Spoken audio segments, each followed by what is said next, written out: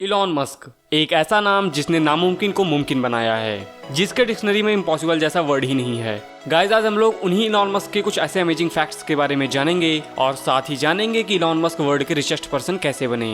Guys, अपने वादे के मुताबिक हम लोग इलॉन मस्क के ऊपर ये अमेजिंग वीडियो लेकर आपके सामने हाजिर हैं। तो फिर बिना एक भी पल गंवाए चलिए शुरू करते हैं।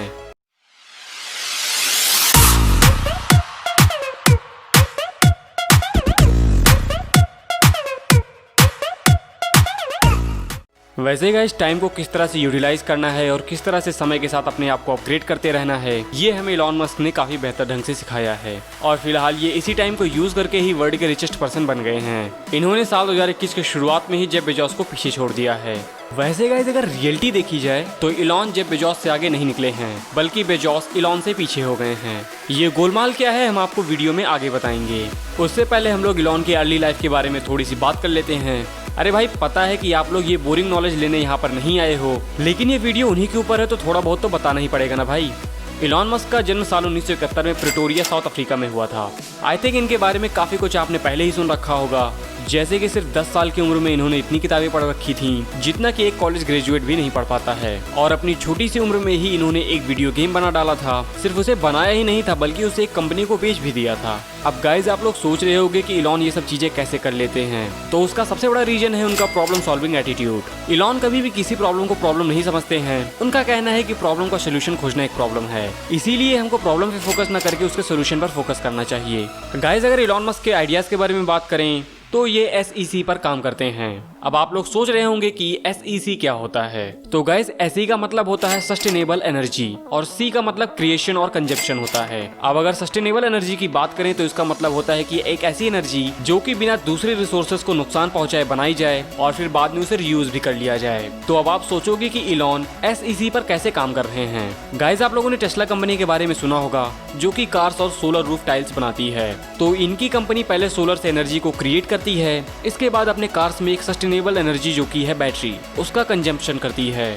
बाकी टेस्ला इंडिया में अब आने ही वाली है, तो उसके ऊपर एक डेडिकेटेड वीडियो हम पहले से ही बना चुके हैं। आपको उसका लिंक डिस्क्रिप्शन में मिल जाएगा और ऊपर आई बटन पर भी दिख जाएगा। गाइस, अगर हम लोग इलॉन मस्क की वर्क स्ट्रेटजी के बारे में बात करें तो ये अपने गोल्स को नहीं चेंज करते हैं, बल्कि स्ट्रेटजी को चेंज कर देते हैं। इलॉन अपने टीम में किस मेंबर को क्या काम देना है बहुत अच्छी तरीके से जानते हैं, और शायद यही रीजन है कि उनकी सभी कंपनियां काफी अच्छी ग्रोथ कर रही हैं।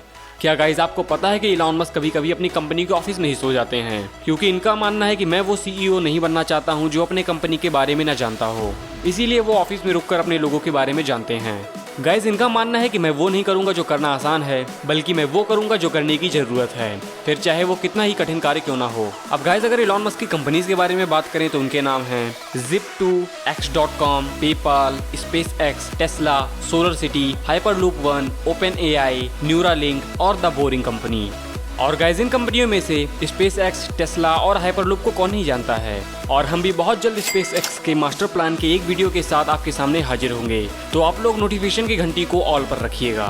अब गाइज, हम लोग बात कर लेते हैं उस टॉपिक के बारे में जो कि हमने वीडियो के स्टार्टिंग में आधा ही छोड़ दिया था। तो जैसा कि हमने कहा था कि इलॉन मस्क जेफ बेजोस से आगे नहीं निकले हैं, बल्कि जेफ इलॉन से पीछे हो गए हैं। तो ये गोलमाल क्या है, हम आपको समझाते हैं। एक्चुअली में गाइस, दुनिया में दो बहुत इंपॉर्टेंट इंडेक्स हैं, एक है फोर्ब्स का और दूसरा है ब्लूमबर्ग का। ये दोनों दुनिया में कितने मिलेनियर हैं और कौन किससे आगे है, ये सभी चीजें कैलकुलेट करते हैं। अब बात ये आती है कि किस बेसिस पर किसी भी पर्सन की नेटवर्थ डिसाइड की जाती है।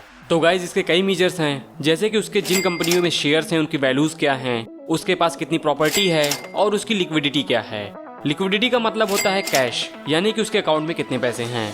तो फिर जब ब्लूमबर्ग ने बताया कि इलॉन नंबर 1 रिचेस्ट पर्सन हो गए हैं, तब उस टाइम में अमेजन के शेयर्स लगभग 2% गिर गए थे, और उसी वजह से उसके CEO यानी कि जेफ बेजोस की नेटवर्थ कम हो गई थी, और यहीं पे टेस्ला के शेयर्स की वैल्यू बढ़ गई थी।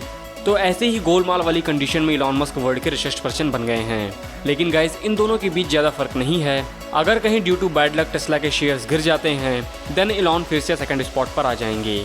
और यही सेम कंडीशन अमेजन के साथ है, जिसका 10% शेयर जेफ बेजोस ऑन करते हैं।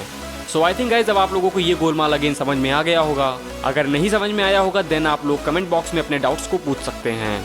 आई थिंक गाइज, हमने आपको इस वीडियो में काफ़ी जानकारी दे दी है। सो अब टाइम हो गया है कि इस वीडियो को यहीं पे एंड किया जाए। जाने से पहले वीडियो को लाइक और शेयर करना मत भूलिएगा। और अगर आप 604 फैक्ट्स हिंदी पे नए हैं तो चैनल को सब्सक्राइब करके बगल में नोटिफिकेशन आइकन को प्रेस कर दीजिएगा और इस बेल को ऑल पर सेलेक्ट कर दीजिएगा। मिलते हैं अगले वीडियो में, तब तक के लिए गुड बाय।